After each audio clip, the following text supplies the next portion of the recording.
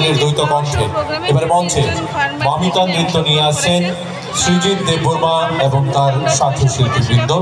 প্রস্তুত থাকবার জন্য অনুরোধ জানাচ্ছি। এর মধ্যে 106 জন কৃষক অংশগ্রহণ করেছেন, এর মধ্যে 225 ঝুমুর নৃত্যালয়ের শিল্পীদের প্রস্তুত থাকবার জন্য অনুরোধ জানাচ্ছি। মঞ্চে সৃজিত দেববর্মা এবং ওনার সাথী শিল্পীবৃন্দ পরিবেশন করবেন মমিতা নৃত্য। নিয়ে আসা